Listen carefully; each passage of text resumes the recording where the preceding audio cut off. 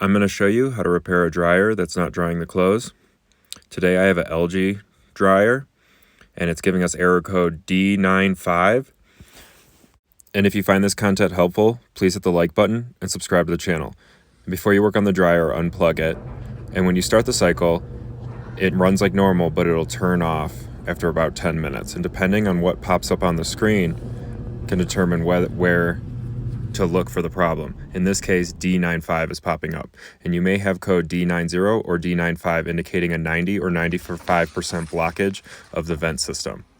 So you can see in here there's quite a bit of dryer lint that made its way in the system, but we're also going to take off the vent tube and clean it out also.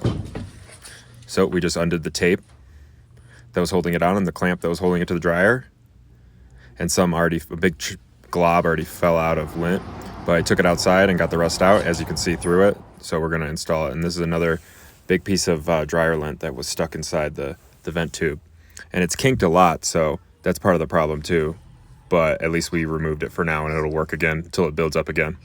So there's this clamp that you need to put back on, and you just squeeze it, slip it back on, and then you can use some foil tape to hold that to the exit vent duct. And it's unfortunate that we have to kink it this much, but that's how it is. Ideally, that vent duct would not be kinked up and around the machine like that.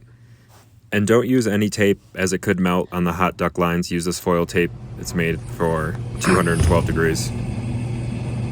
And that's with the duct installed, cleaned out. But now we have to clean out the inside of the machine. And without taking it too much apart, we do need to take out the lint holder. It has 2 screws on the outside and these 4 screws on the inside. So we take those 2 on the front out, and then this whole assembly slides out. And be careful of this sensor down here, as that's your moisture sensor. It's the piece that was plugged in. This piece slips right out.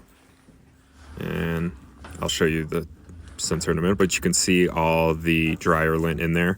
We're just going to clean all that out. It's not that bad, but we're going to make sure we get all that out. That is the sensor I was talking about. It's part of the lint holder assembly. So we're just going to vacuum it out. And after you've verified that it's all clean, you can start to put the lint holder back together along with the moisture sensor that I was talking about earlier. This is the moisture sensor. It kind of sits in there under the lint holder, but it does line up next to that middle screw hole. So that goes in, and then I lift it back out a little bit, and then I line that up so the whole assembly goes back together.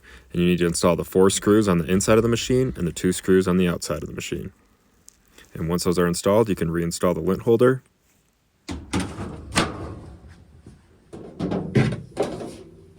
And plug in the machine. Now the code should be gone and the machine should work just as new. And if you found this content helpful, please hit the like button and subscribe to the channel. And if you can, please consider donating via the PayPal link in the video description.